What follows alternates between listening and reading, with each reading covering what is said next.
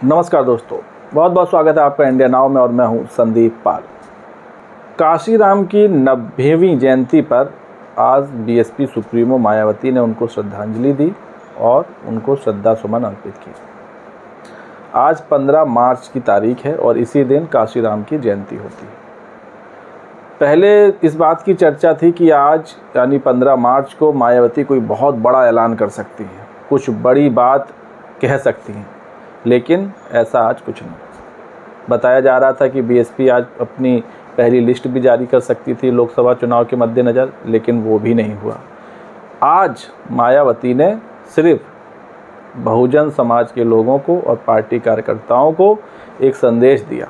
संदेश इस बात का दिया कि लोकसभा चुनाव की तैयारी में जुट जाओ, तन मन धन से जुट जाओ।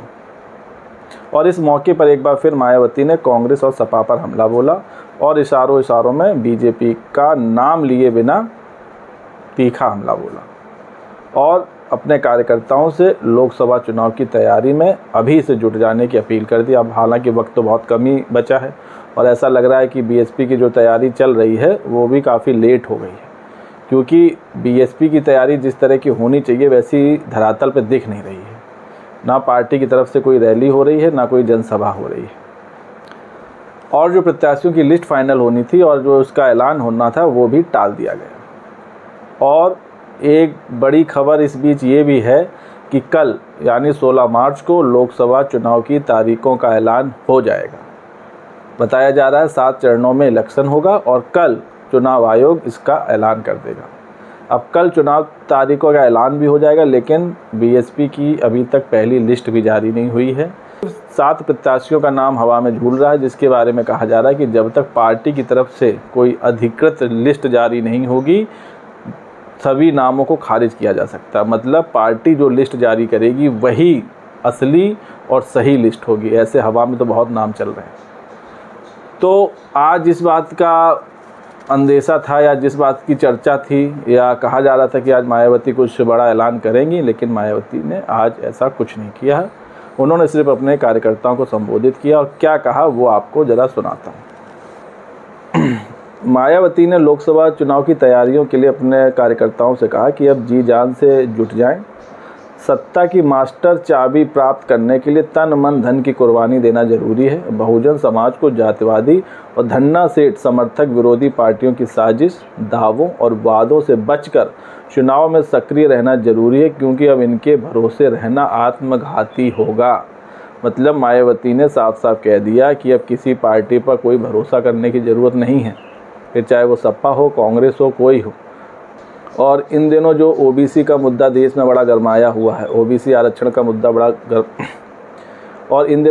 ओबीसी आरक्षण का मुद्दा गरमाया हुआ है और बड़ी उस पर जमकर चर्चा हो रही। उस पर भी मायावती ने कहा, क्या कहा? उन्होंने कहा है कि अब ओबीसी समाज के हित के बारे में सरकार द्वारा बातें बहुत होती हैं, लेकिन इनके आरक्षण के बैकलॉग को जो सालों से नहीं भरा जा रहा है, इससे नीति निर्धारण में बहुजन समाज के लोगों की भूमिका गौण है। इसको बदलने के लिए चिंतन और चुनावी प्रयास दोनों जरूरी हैं।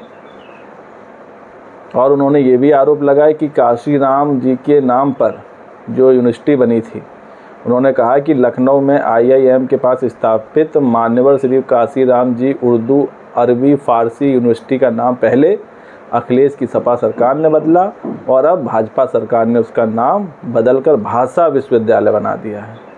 मतलब नाम की राजनीति लगातार होती आ रही है। भले ही एक दल दूसरे दल पर आरोप लगाए कि ये सिर्फ नाम बदलने का काम कर रहे हैं, लेकिन नाम बदलना ये आज की रीत नहीं, ये बहुत पुरानी रीत चली आ रही है, जिस पर मायावती ने सवाल उठाए।